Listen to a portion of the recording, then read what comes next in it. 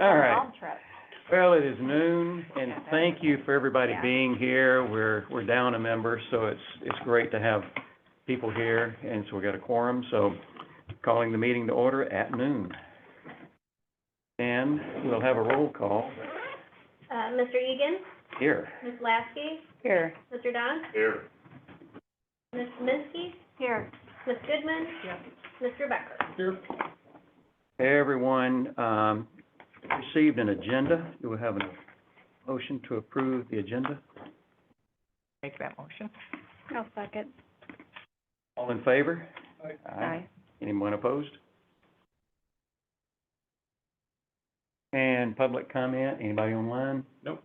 Anybody waiting outside, so everybody must be happy. The approval of the minutes, everyone received those last week. Chance to look over those. Any changes, complaints, questions? Do I hear a motion? Motion. Yes. Second?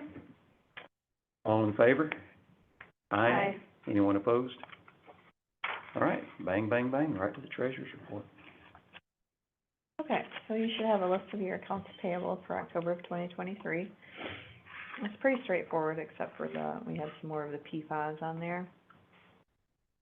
Anybody have any questions on any of that for the accounts payable?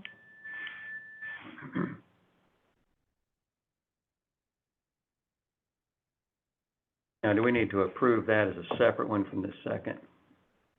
So you don't have anything for the other ones? The capital? Yeah, Okay. it's just for, Any discussion over the accounts payable? What was the industrial marketing supplies? So industrial marketing is the vendor for Oshkosh for our region. Mm. So those are actually parts for the plow trucks.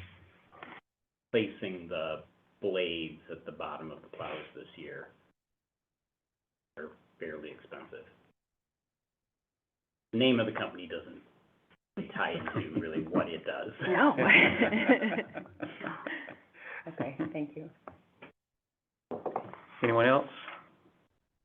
I hear a motion to approve the accounts payable. So moved. I'll second that. Okay? Mr. Egan? Yes. Ms. Lasky? Yes. Mr. Don? Yes. Ms. Kaminsky? Yes. Ms. Goodman? Yes. Mr. Becker? Yes. I guess I do have one more question. The Right Side Design, September 2023, $0, does that mean we didn't have services? Yeah, they didn't, I We didn't just get didn't it get the billed. invoice. Yeah. So we did have services, but we didn't get the We're invoice? on a monthly contract with them, so. They're always running a month behind. I didn't get Well, anything in it's actually October. 2 months because Yeah. it's November now. Right. Okay. Haven't got it yet. All right, so that takes us then to the, financial statement, right?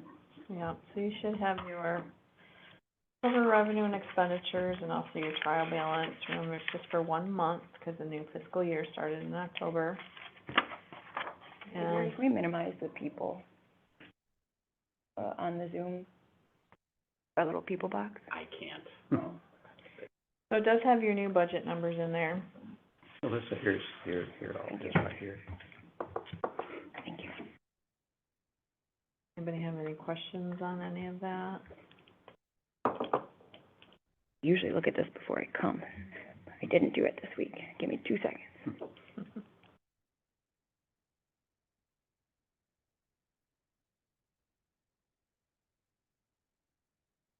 So of course, like for October, with it being the new fiscal year, sometimes those probably some of those expenses that are for October that aren't gonna show up until November.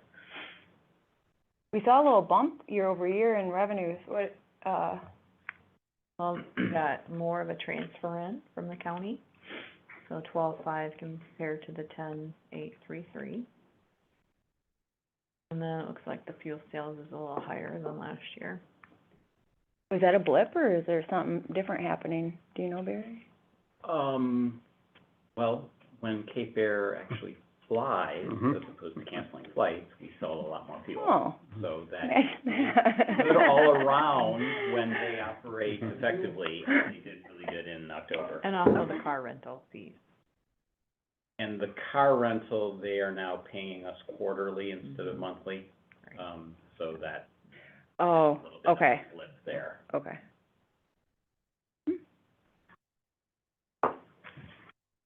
Anything else from anyone?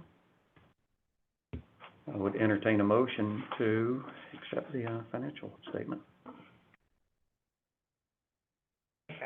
I'll support.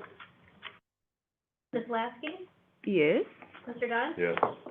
Ms. Kaminsky? Yes. Ms. Goodman? Yes. Mr. Becker? Yes. Mr. Egan? Yes. All right, thank you. So, that takes us to the committee reports. Really no committee activity, last, month. We've already set up a capital projects committee for week after next, and they'll be reporting. And, looking ahead, I'd like to set up a meeting with the executive committee in January, sometime, so that's just looking off into the future, just look over some of the the bylaws really is what I wanna look at. We have our organizational meeting in January. Right, Do right. you wanna do it before that or after the new committee's appointed as part of the? You know, we could do either way. Once we have the meeting in December, you know, everything breaks loose for Christmas at that point. And what do we have, about a week or two before the organizational meeting in January? I think it's the third week in January. The first 2 months is an oddball thing. We usually have the third Monday of the month. Except because of January, we have MLK. We have some holiday that pushes it, and February, we have President's Day Yeah, that pushes it. So those 2 months usually end up being the same Monday. Yeah. Well, we could do that. Goes to 8th on my calendar. So that wouldn't be enough time to try and do anything in January. It would have to be after. Mm-hmm. I would think so. Okay, Sure. when you were thinking that, I Yeah. just wanted to know what you were Yeah, thinking. thanks. Okay, so that takes us then to, Barry, it's your report. Okay.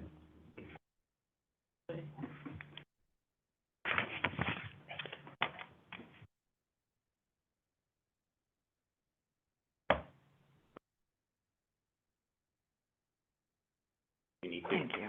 I have a doctor's appointment for a cold pinch. Oh, no. Oh, man.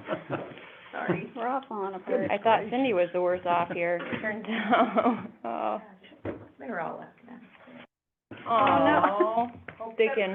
I was bending down to you. Good luck. Good luck. Oh, thank you. This should be fairly short, because since we last met, I was on vacation 2 of those weeks, so not a lot has happened since our last meeting. But there have been a couple things, so let me get through this quickly, get you out of here quickly. No airport incidents or accidents for the month. GA activity was good through October, and then we basically drop off to practically nothing from November now through March, probably April, maybe start. You know, that was reflected in our sightseeing flights that Orchard Beach Aviation did. Well, it was down a little bit from last year, but 3 of the 4 weekends were kind of rained out because of how the weather worked. So that was actually surprising, that was as strong as it was. So, you know, overall, you know, jet traffic remained good, because golf courses were still able to take their late season discounted reservations, because the weather was generally good if it wasn't raining. So that was good to see. This meet and hunt contract is, you know, something that will need to get addressed. They're not actively engaged in pushing it right now. So it will develop as we kind of go through working with them. So What did our previous contractors say when we said they weren't awarded the business? Like, what was the reaction? Because we worked with them for a long time, right? Our consulting. I mean, yes and no. I mean, the people have changed an awful lot, Yeah, over yeah. even the last few years. Yeah. So, there was no formal, 'cause I mean, we're still working with them, 'cause they're still open projects. The PFAS project is Yeah. a project under them, so it's awkward, but it's fine. Mhm. And I'll be talking about this a little bit later, in my meeting with MDOT, our annual kind of capital FAA spending plan meeting with MDOT. It was really the first time I had since the board selected them to meet with them face to face. So we had a little pre-meeting, get together down in Lansing before we went in with MDOT. And it was during that meeting that I learned that Mead and Hunt also recently got the consultant award for Escanaba as well, which was a long time report as well. Mhm. So your actions as a board were not unique. Other airports have done something similar. That was interesting to know. Mhm. Partly because I like it when our consultant works with other EAS airports, Mhm. because I can get a feeling as to kind of what's going on from other perspectives by talking with them. Not having as much direct contact from other similar airports. Mhm. The heat in the Cape Air hangar is finished, working, and they are happy on that. You've been talking about that since you joined the board, I think. Yes. Oh, my. I still don't have the invoice on that yet,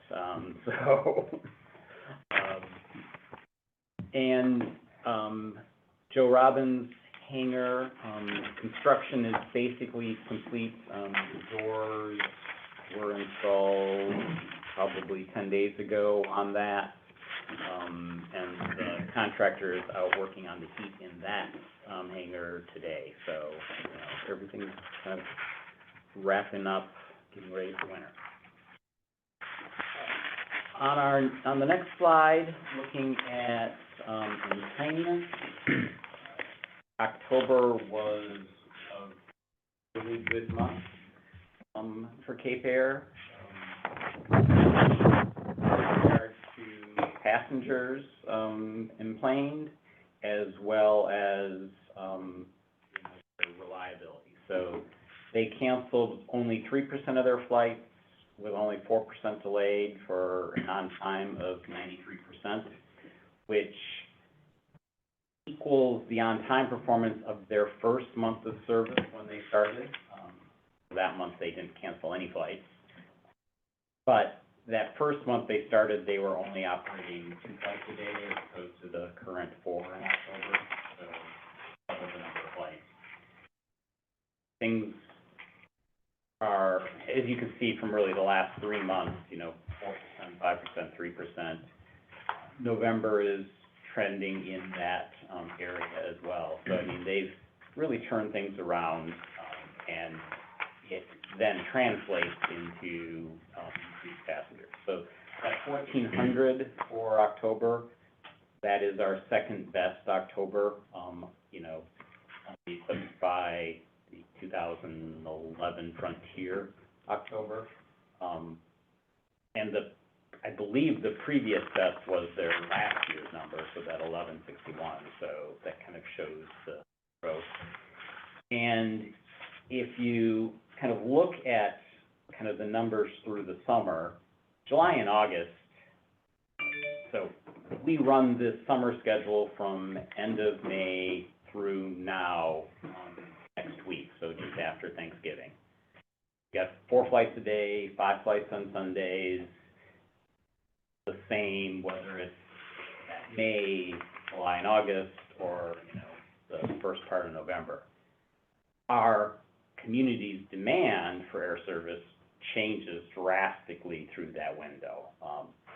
And one of the aspects that you'll notice is our parking lot is probably as full or fuller than it has been all summer. Mhm. Because in July and August, it's all about people flying in, and they don't park out there. Now it's about people in our communities, depending on how far we're pulling, using our airport and flying out. They park here, so it's different. But what I find interesting is looking at July, we did 1466. August, we did 1531. October, we did 1400. I would say the difference in actual demand in July and August versus October is much more significant than that delta is showing. What it is pointing to is that we don't have nearly enough seats in July and August really to cover our demand. We run, actually through most of this period, load factors, that's basically how many seats are occupied, about 75 to 80%. And, in talking with Cape Air, that's about as good as they can get. If you spread that across the whole time period, you've got certain flights that are more desirable than others. You've got certain flighting directions that are more desirable than others. For example, it's often the case that Fridays are sold out coming in, but, not as full going out. And Sundays, generally reverses that, and there's often some carryover on Monday. So a 75 to 80% load factor for Cape Air is about as full as they can get. We're basically approaching that now in October, which really shows that in July and August, had more capacity, we could enplane more passengers. So that, I find that interesting, just kind of seeing how that's just kind of flattened, and historically, there's this big spike in July and August, and then kind of goes down through the shoulder season. Any questions on any of that? Does the dirty math just say that there are 9,800 passengers then, in 23? Through October. Yeah. So you've got November and December left to go. Right. What's that magic number that we start getting funding? It's 8,000 enplanements. Uh-huh. This is total passengers. Right. So, 16,000 total. So Okay. we, just about 10 now. This month, we're on track for about 1,100. December, we cut the schedule in half, so, we're probably talking 700-ish in December, so that's another 1,800 total. So it'll put us at 11.6. It's about a, 15% increase over last year. Yeah, and then, because we were still having a lot of cancellation issues. I mean, you look at those first few months. Yep. And I realize weather and everything else, but gosh, I mean, that seems like we're starting to knock on the door of that next level funding. Well, and that's why I bring up things like, if we had more seats, we could have more passengers. Of course, yeah. There are artificial limitations, and when I get to my last slide and talking about our EAS contract coming up next year, those things start to come into play as to what it is we're looking for in someone bidding for us. Do you think the strong demand in October had anything to do with the weather? Like, it was unseasonably nice this October. No, because again, it's more about people flying out of here than it is about people flying in right now. Yeah, but if it's nice, I'm like, ooh, yeah, you know what? like, in fact, my brother did that, at least once in October. I'm- He was like, oh, I'm- you know what, I'm gonna take my Right. wife to Chicago for the day. I'm not saying that that doesn't play Mhm. into it. As a community in a region, our October traffic tends to be more close in, or drive-in because it's fall color and the Yeah. timing of that and all of that. I mean, it's less dependent on flying. Mhm.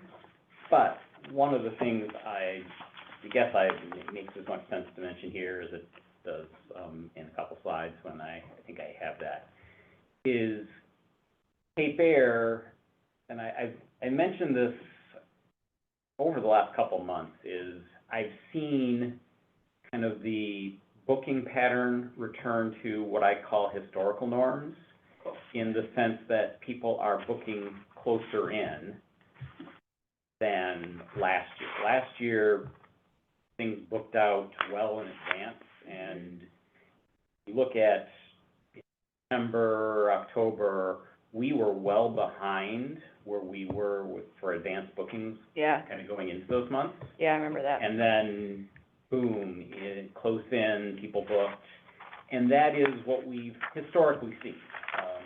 I've seen as much as 50% of our passengers book within 30 days historically. And that hasn't been the case, kind of last year, kind of Yeah. COVID, and as kind of things were unwinding. So I'm seeing a more normal pattern. Cape Air was looking at, their performance indicators, and we're seeing, well, we're way behind. They adjusted fares, and they did that originally back in late August, and kind of brought them down from their summer peak. And again, because they're capacity constrained in the summer, they can charge more, Mhm. because they're gonna sell them out. Mhm. As they come in the fall, with demand softening, they brought fares down. 2 weeks ago, they actually brought them way down. Right now, every seat is $49 each way. Holy cow. That's Yeah. not something they've done since they started service. Mhm. And part of it is they're just experimenting, just seeing how the market adjusts, because overall, nationally, the airline market is softening a little bit because uncertainty with the economy, et cetera. So they're just seeing if price will motivate people.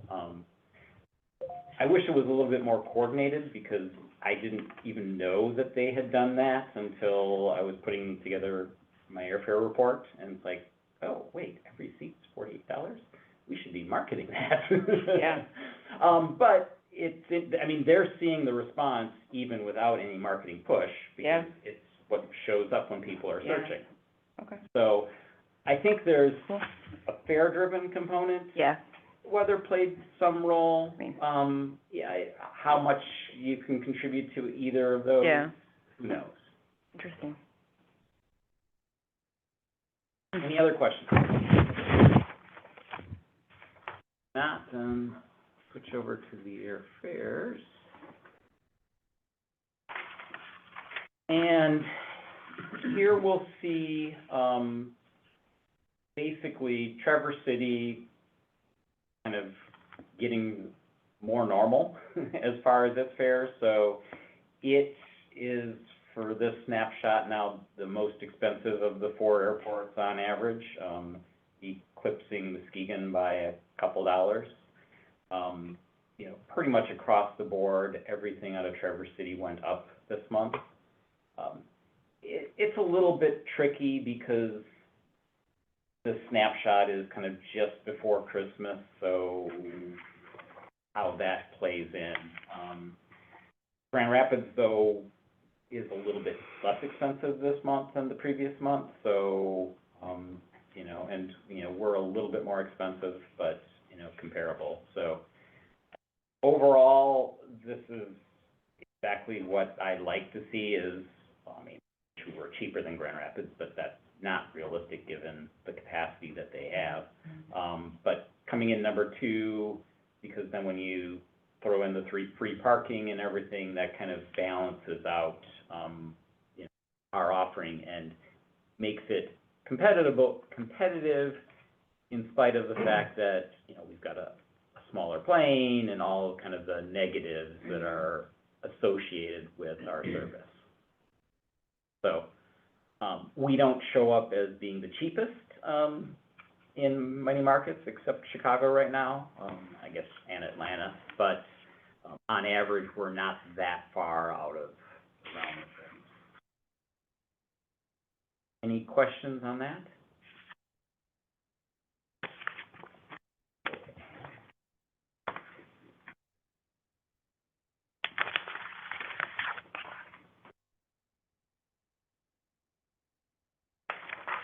So, I mentioned that since our last meeting, I did have my annual meeting with MDOT down in Lansing.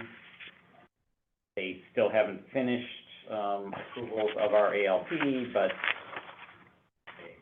they talked about it amongst themselves. It was really interesting, because it was myself, 3 people from Eden Hunt, and then like 10 people from MDOT, and 1 person from the FAA on the Zoom or whatever technology they were using.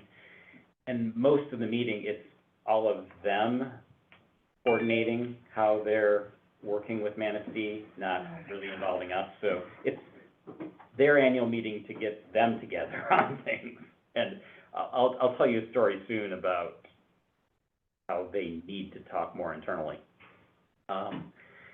So that's, you know, they say it's almost done, but I haven't heard anything on that. Doesn't sound like they're talking much when you're not, if you're not there, almost.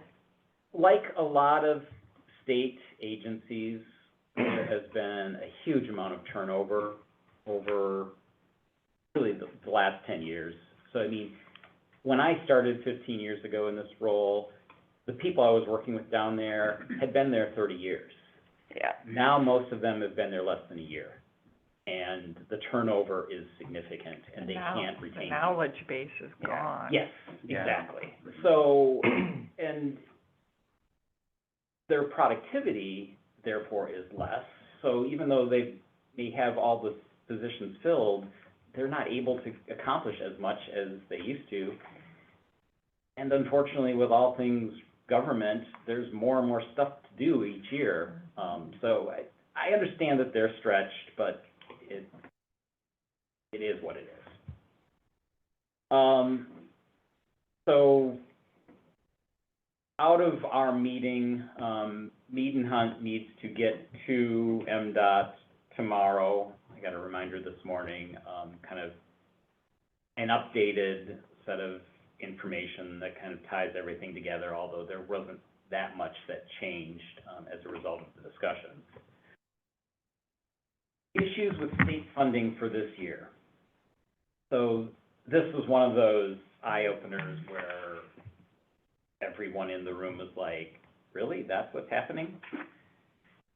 So historically, the state has had a program called the State Local Program that we have used to pay for our marking and crack sealing, and we're due for that this year. That is funded with state dollars, and I think it's 90-10 match on that. This year, because of state ARPA funds, the state legislature has, instead of that program being funded, I think with like $200,000 annually, this year it's like $2 million. So they can do a lot more. But in addition to that, on the other end of the spectrum, that money is generally for small airports. On the other end of the spectrum, state has, over the last few years, had like $100,000-ish, or maybe it was only 50, for commercial airports.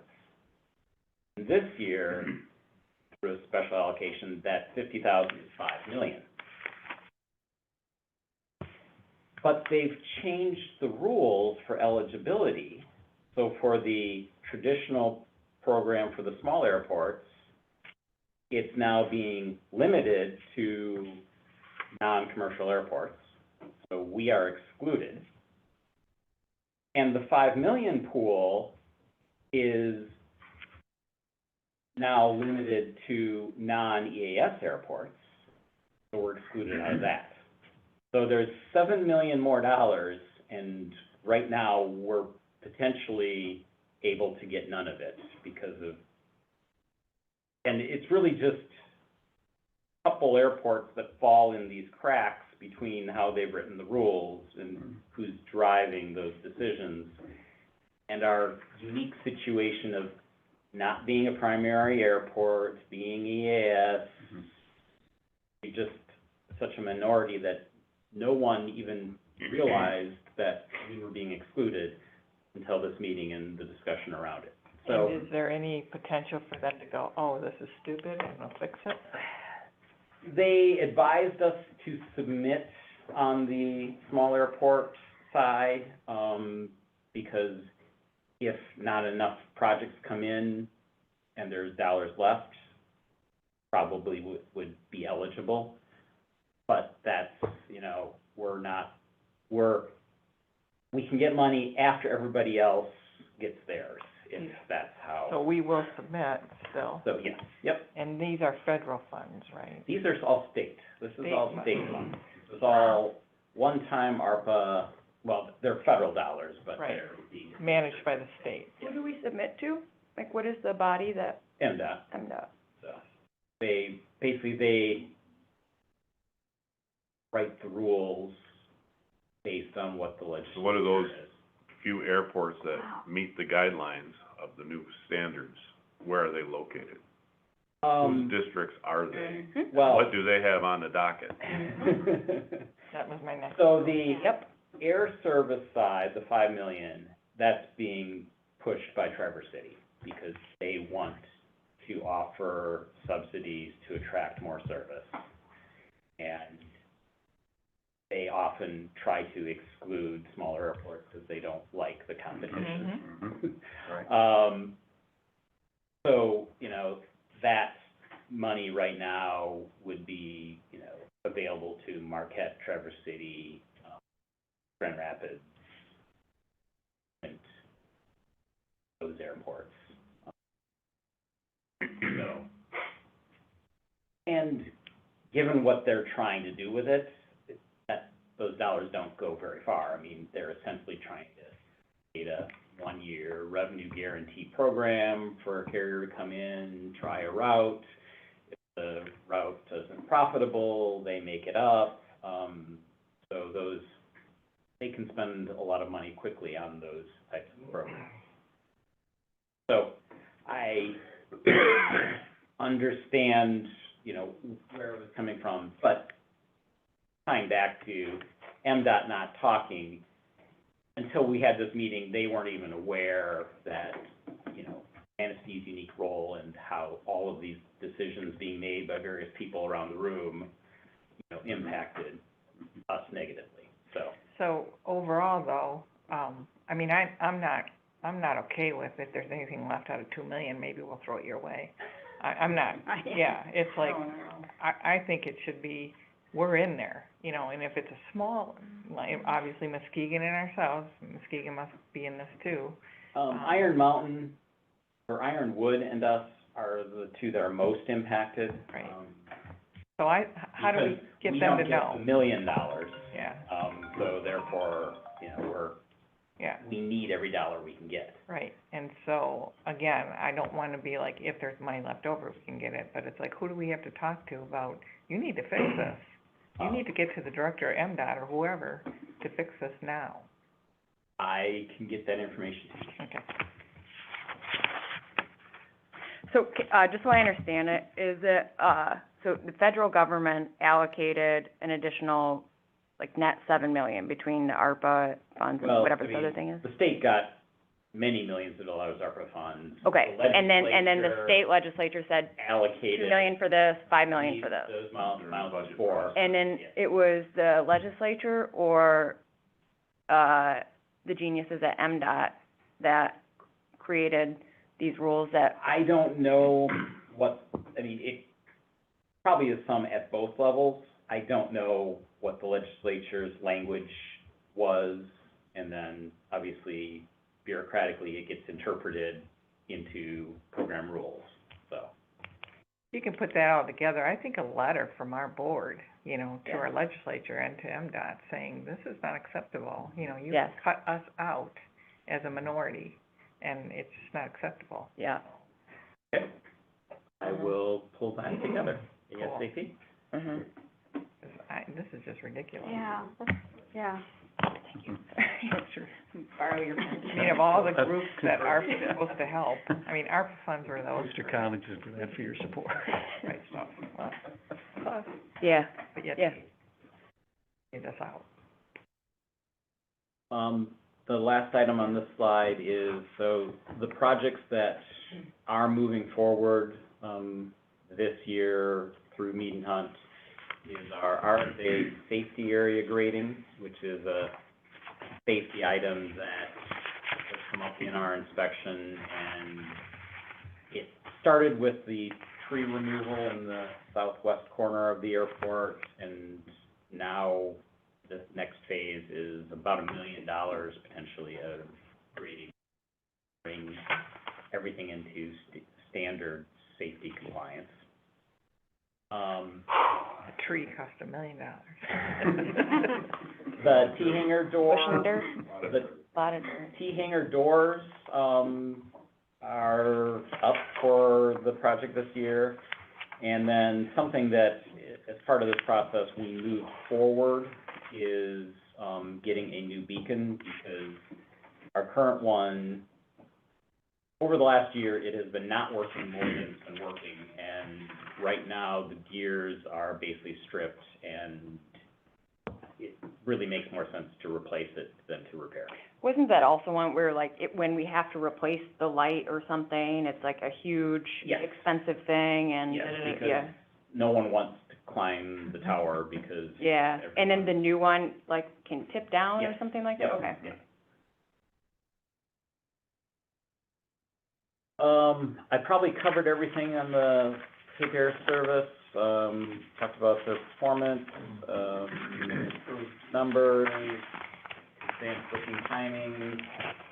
And I didn't explicitly mention this, but for November, we're on track for about 1,100 passengers, barring anything major happening in the next half. Go ahead. That 1,100 passengers really is starting to compare favorably to what Frontier did. Frontier did 1,400 in November of that year. Generally, our carriers have been doing about half of what Frontier did, but now in November, where we have full capacity and airfares that are drawing people in, it's showing that, you know, another example of how we as a market can achieve that 10,000 if everything falls into place. On the marketing side, I met with Right Side Design last week, and we're meeting again tomorrow to kind of finalize a marketing plan for the current year. And then we're gonna coordinate with Cape Air on, executing that plan in conjunction with their efforts. And this is kind of a placeholder. It kind of ties into what I was just talking on the, so that $5 million, that program has traditionally been what has, been allocated to airports to do marketing benefits. But right now, they're not looking at incorporating that into the program rules. So that $50,000 that they used to have, they still have, so we'll be able to get hopefully a few dollars out of that for marketing. Nothing significantly different or even approaching what was historically allocated for marketing by the state. but they still haven't finalized the program rules on any of these programs yet, so I don't know what will be eligible and when. Is that, I remember my first year on the board, I asked this I thought it was so weird that we were like couple months into the fiscal year, and that's when we were talking about a fiscal year marketing plan. I still think it's a little weird, but is part of the reason why we wait until a few months into the fiscal year is because we don't know what our funding will be yet? That's part of it, yeah. Yeah.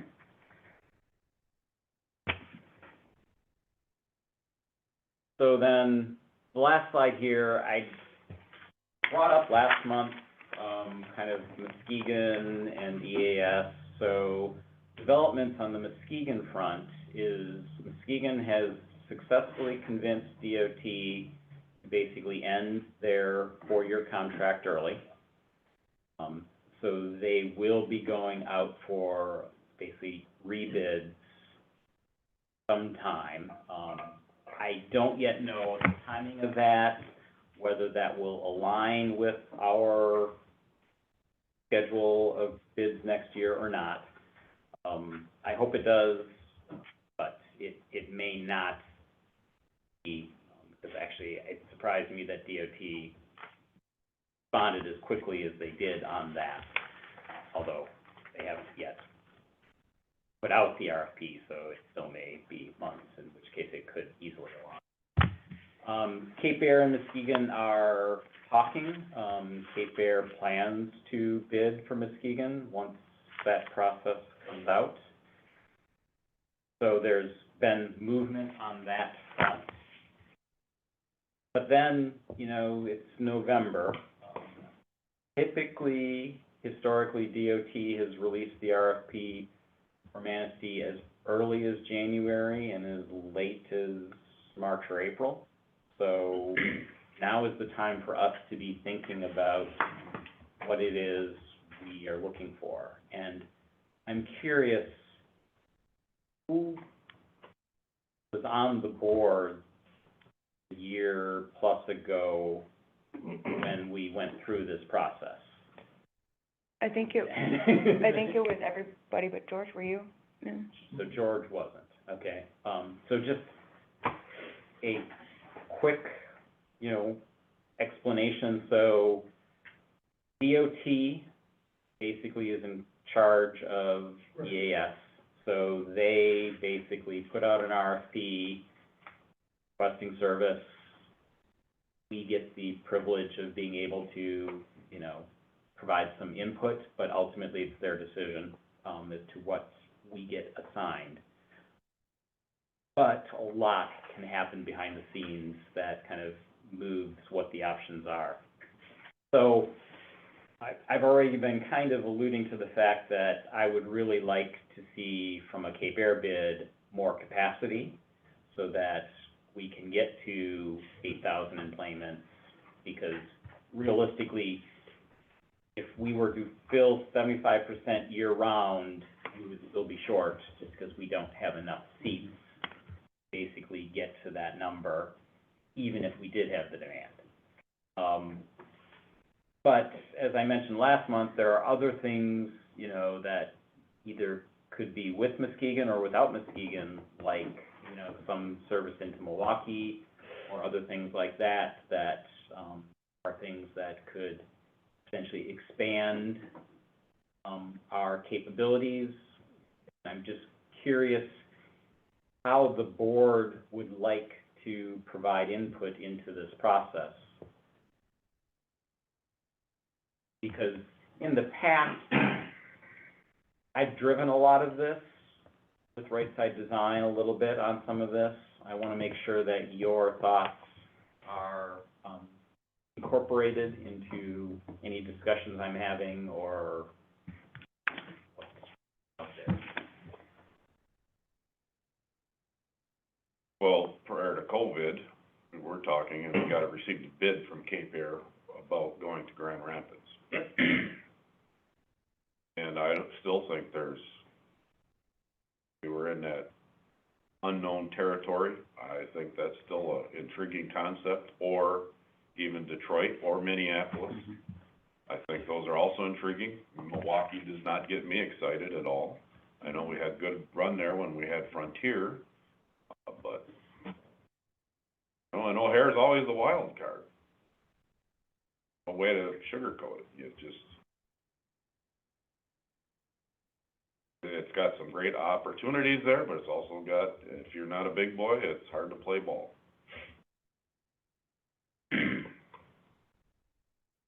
Well, if Detroit, I'm sure it'd be the old terminals, it wouldn't be the new by any stretch. Right. But there is public transportation that takes you from old McNamara to the new. I hear from a lot of people, I shouldn't say a lot, when it comes up, I hear from people, what about Detroit, what about Minneapolis? I will not let my bias get involved in it because I'm a Delta flyer, but I think there needs to be, other things than just O'Hare or Midway. Midway doesn't get people excited either. In Midway, that's a problem. I remember when, the last time Manistee flew into Midway, and then you had to transfer over to O'Hare, and, oh my gosh, you know. Yeah, for a lot of international flights or anything you did, yeah. Yeah, it was ridiculous. I still personally like the concept of Grand Rapids because I think if it was, flights were, you still have that connectivity. And you don't have the big rush of planes in and out to where you're gonna worry about getting pushed out. Yeah. If there's an issue here, it's close enough, you can jump in a car and still get there for a connecting flight if it's all on the same ticket. Easier to get fixed as opposed to stay broken. Yeah. You hear, I mean, you know, you work with people the most, where they like to go. You know, for the most part, O'Hare's worked out well. You can connect anywhere. Right. Yeah, I don't know about Grand Rapids. You're still on O'Hare probably. But they would still have to get, so what you're saying is if they can't get to Grand Rapids, you can still drive. Right. You can still get to that connecting flight out of Grand Rapids if that's what you're going for. But if they're working with United and American, they could probably do that anyway. Correct, but you still gotta get to or if there's problems getting from Manistee to there, you can get to Grand Rapids to get that connection. United or American, or whoever. What about Detroit? But Detroit may not be bad. Minneapolis. I gotta tell you, I love flying out of Detroit. Me too. I like Minneapolis Airport, but my problem would be wintertime. They probably get hurt worse than Detroit. Minneapolis. I mean, if you're talking about on-time flights or delays or cancellations. And the challenge with Minneapolis or a Cape Air, but again, this isn't necessarily limited to Cape Air, this is, you know, what we're looking For our for, RFP, and that could be, you know, any carrier providing is, distance-wise, Minneapolis is significantly farther, so time, fuel, everything, you know, costs more to operate that. That's something Grand Rapids has, is that's a much shorter hop, so that reduces a lot of operating expenses that happen. The other thing I'll mention is kind of what I always mention in this conversation is the amount of traffic that is just local, you know, what's called O&D, basically, right now, Manistee to Chicago, is a significant portion of our traffic. Connecting traffic is now also significant, much more so than when we were flying into Midway, and really, we only were really servicing that Chicago market. In looking at least the numbers out of Traverse City, there's not nearly as much O&D demand between Detroit area and Manistee, northern Michigan. That tends to be more of a drive market, even though distance-wise it's about the same as Chicago, but there's a lot more for Traverse City, Chicago is like their number 3 airport, and Detroit is like their number 15 airport from number of passengers. So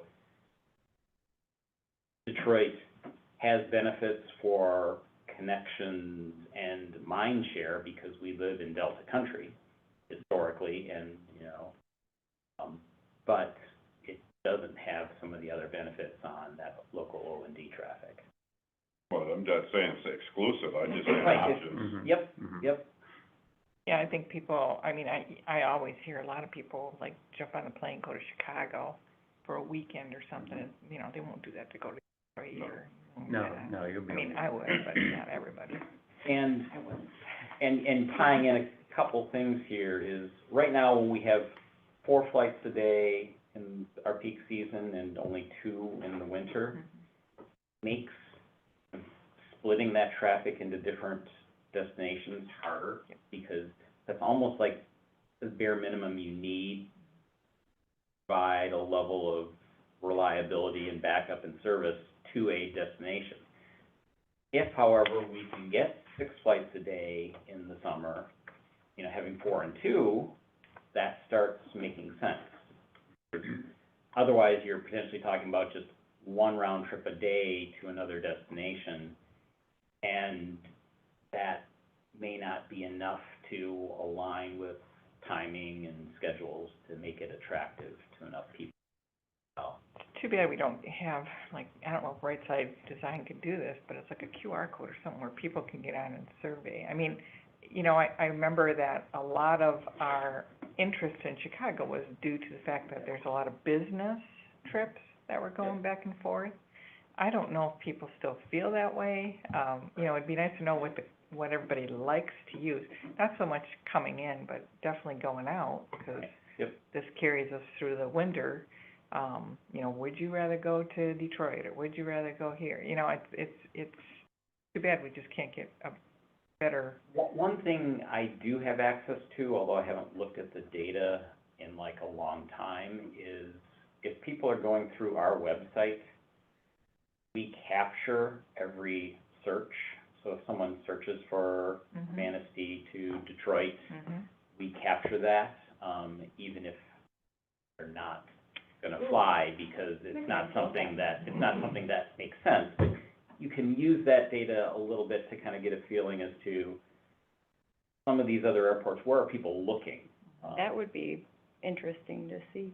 Yeah, I'd like to, we have our opinions, and we have like a fount of knowledge of people here, but it's like, boy, I really wish I could get a better grasp on what people want, and then the data may support our. And then finding who those people are, because there's the local population, there's those that maybe we're trying to cannibalize in Traverse City, and then there are people coming here, and whether that be Chicago, elsewhere in the US, what makes the most sense from all of those different populations of people.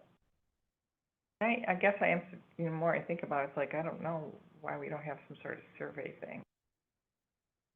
Just like everybody else, put your phone up, have it sitting in the cabin or something, so that we can always get feedback from everybody. Pre-Cape Air, we sent out a survey every month to passengers that flew. But with Cape Air, we never recreated that. It's something we could do. However, for a lot of this discussion, when you're surveying the people who can use your existing service, you're basically biasing the results to what works for them. What we're trying to get is the information of other options that aren't using us, what would they like? And that's harder to define and get that data. That's why I'm thinking put it somewhere in the plane so that people can. But again, they're Back in and the forth. plane, so therefore they can use Cape Air because it works for them. Someone's in Detroit, they're not in our plane because it doesn't work for them. At a later flight in December. or in January. I'm going to Iceland, but I'm only going round trip out of Chicago, and I wanna get back home, and I can't get to Manistee, so I have to, elsewhere in town will have to pick me up. The flight leaves at like 4:30 or something, Yes, yeah. yep, there's only 2 flights a day. And my flight comes in about 4, so it doesn't work. Volcano going on right now over there, there might Yeah. not be an ice. That's what Tom says. Tom says, "Where are you going?" I said, "Well, so they keep saying any day, so once it's done and over, then hopefully." There you go. Yeah, so I guess the question is, like, how do we figure out what people want, or what people Yeah, would use, right? All we can do is show like a little bit of what you got here in regards to your numbers. It looks successful. But is it really? Yeah, I just I mean, don't. I And- do have some clients that refuse to go through Chicago, Mhm. but some do anyway because they want Manistee. So it's kind of, I used to But do whatever I could do to not most do people- Chicago. seem to be happy with Chicago because you can connect anywhere. That's It's easy the to key connect. there, the The connectivity. Yeah. connectivity. yeah, I drive Everybody the I've Traverse met to go here- through Detroit, Yeah. but I'm a Delta snob, so it's fine. Well, you used to live in Detroit area, so. Yeah, and I was on an therefore- airplane. Yes, all the all the time. time. So you Yeah. built up your loyalty, and Uh-huh. that's what it means to be in Delta country. is that- Mhm. But also, like, going through the Detroit airport, I think I've been canceled like one time ever. Hundreds and hundreds of flights for years. I think I only had one flight canceled. It's just easy to get out of there, but, yeah. Mhm. When we think about what do people want, if we had to pick, what data set are we most interested in? Enplanements or deplanements? I mean, I know ideally both, but. Well, we learned when we got Cape Air, connectivity is extraordinarily important. Mhm. And. Cape Air lacks is jets. Mhm. Everything else right now, everybody's pretty happy with. Mhm. But then they are bent on their business model with the little tiny plane. Yeah, we're not gonna change that. That was actually another question. Okay, so the question I wrote down was, like, our path to 16,000 passengers, whatever, 8,000 employments, is it more flights or bigger planes? And it sounds like if it's through Cape Air, it's more flights. Through Cape Air, it's more flights, because that's the only Mhm. lever there is to move. Through this EAS RFP process, it could be through bigger planes by trying to attract a different carrier. How big planes can we bring in here? Well, so, Yeah, I thought We there used was to have some big need. ones. Yeah, we So- used to have a jet. Yeah. so the gate, Cape Air's gate in Chicago right now is kind of the collection of all the small EAS airlines. Right now, those going into Chicago are Cape Air, which currently only provides us service, Contour, who provides service to some of Cape Air's former cities, and Contour is the brand name of what used to be, and I think corporately, they're still known as Corporate Flight Management, who provided actually service here under public charters. Familiar. And public charters introduced corporate flight management to the whole EAS world, and they've then embraced it, and that's actually partly why they parted ways, because they ended up competing against each other for routes. So they've now moved into providing essential air service. And then the other one is a company called Denver Air Connection, and they're the current carrier up in Ironwood. And both Contour and Denver Air Connection are flying, smaller regional jets. Limited essentially to 30 seats. So from a regulatory standpoint, major carriers operate 50 seat and larger.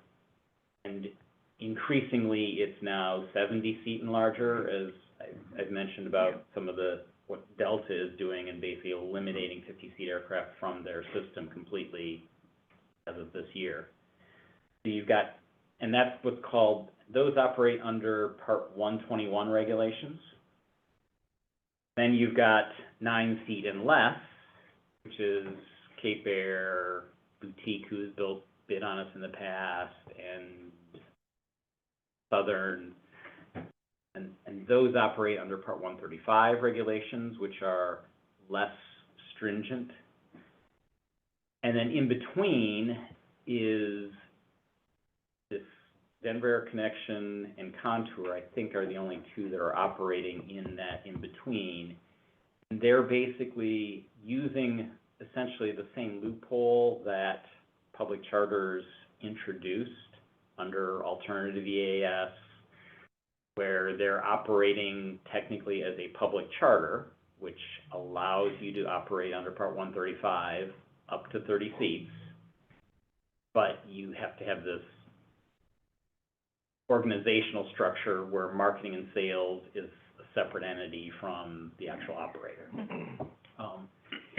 Right now, there is movement within DOT to close that loophole, because my opinion is the unions of the major airlines are basically, because SkyWest is now trying to operate in this loophole, and the unions don't like it. So there's actually an item in that's basically to be discussed about closing that loophole, which would then basically eliminate all of these things that hopefully could be a stepping stone for us right now. So there's a lot of moving targets out there.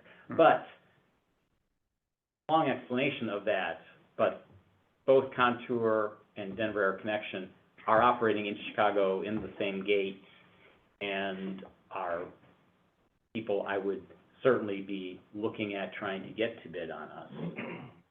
Denver Air Connection may be a stretch because I think they are struggling to staff what they currently have. A recent bid they put out said that, you know, even though the bid was to start like January 1st, they said that they would start at July 1st. They didn't have some resources, whether it was airplanes or crews, to staff and bring it online. Why they got rejected in that proposal, but Contour seems to be operating successfully, and I believe both of them have connectivity with United, American, or both, depending. I wouldn't even entertain if they didn't. Right. I'm telling you, that was a major Yeah. finding when we got Cape Air. Yep. Yeah. One big question answered. I think in answer to your question, how involved does the board want to be? I think we've just spent a good bit of time on this. Correct. I think that we want to be pretty involved with it. Do you want to do something more formal? Or have like a committee? committee, a work session where this is just the sole topic to talk about, as opposed to tacking it onto a board meeting? I think that would be a Or- much better way to go, to have something separate, because we have a lot of other business Right. to go through, and I hate to rush through anything. So what would the timing on that be then? I think as long as we do it before the end of January, that would be fine timing. So after the organizational meeting, you think? Yeah, Okay, if we wanted to do something then. that sounds reasonable. Everybody okay with that? It's not a formalized thing, just a, and something else to just throw out there. Should we be nervous at all about the Muskegon entry into the Cape Air? And I realize the plus of it, that right now we're kind of an island, Right. but is there like our repair facility out here and all that sort of thing? And that's If just, I could predict the future, Yeah. that would be, Yeah. there are pros and cons. yeah, I tend to be more nervous about us being an island and Okay. high operational costs in O'Hare ultimately not making sense. But, you know, I'd love to see Cape Air servicing 5 different airports in Michigan and really being committed to growing our region. if Is they can, this is this one step towards that path or not? I don't know. When is the summer schedule? Is that, June through November, where we do the four flights a day? It's just before Memorial Day, so it's like the last week of May through a few days short of the end of November. In November, it goes through the Monday after, a few days that in November don't. And then they fly 9-seaters? Cape Air? Yes. So I was gonna say, but that's the Technically, thing, I was it's doing. 8 because of weight and balance, that they only book 8. It's a 9-seat aircraft, but getting to Chicago with the amount of fuel and bags, they can't reliably handle that many passengers, so they only, And then when we say 4 flights, it's like 4 flights out, 4 flights Yes. back? 4 round trips. Detroit and Minneapolis would make sense if they had an agreement with Delta and not American. And they do have interlines with Delta, but Delta, Their fares don't, though. They? I haven't Correct. seen one They- ever come through. they don't code share. Yeah. They interline, but Delta controls that by market. Right now, Delta is only doing that out of Boston. Don't have a reason to do it out of Detroit because there's nothing Right. servicing it. So Right. it's not like it's automatic if we were there that Delta would automatically be there, but there is a good working relationship because of their Delta's Boston hub with Cape Air. Do they fly every day of the week? Yes.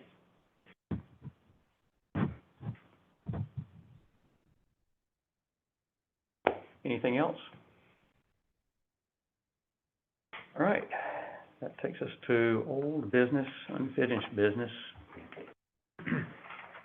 So I'll briefly talk on both of those. So the sheriff and I have exchanged edits on the letter of agreement. All we need to now do is get signatures on it, so that'll be wrapped up shortly.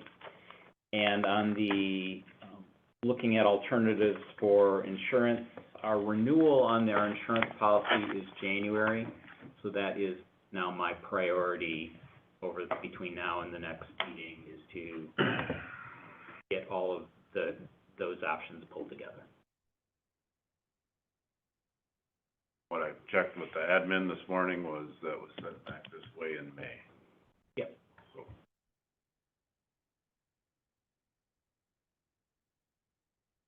All right, new business?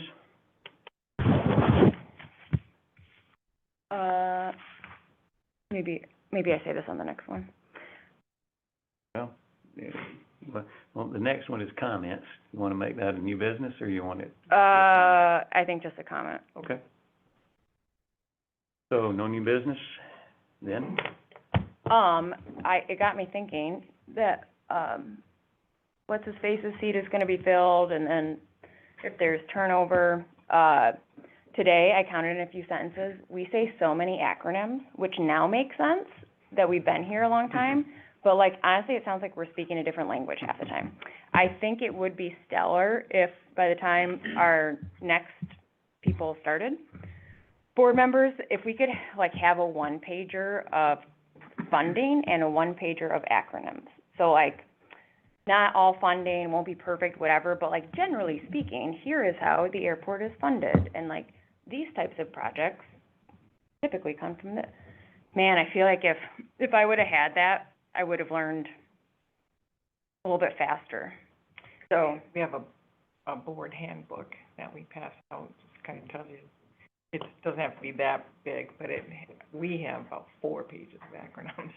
But, yes, the acronyms are in there, and it allows the board member to catch up real fast with what's been going on. Kind of like a hello, welcome to the board thing, you know, You're just talking a couple for Centra. sheets.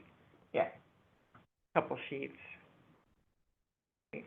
yeah, and if we don't catch them all the first time around, great, like, whatever, we'll keep it, Yep. doesn't need to be official or anything, The but, problem you get into is if somebody's embarrassed to ask. which they should never be, but it happens. It happens. Depending on personality. Yeah. Especially when you're trying to catch up with everything. You don't wanna feel like a burden and. Right. Mhm. What I think, I mean, since we will have a new person, potentially more, but I don't know what seats actually up in December, but I think the commissioner seats do, but I'm not anticipating any change there.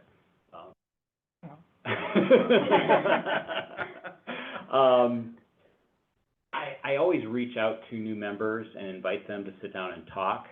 That rarely happens, and I think what I need to do is actually schedule a time and force a meeting, and then use that meeting as a means of recording the information, so that the next time there's more structure to that meeting, and hopefully, after a couple iterations of that, you don't potentially need the meeting, and there's a document that is its place, so.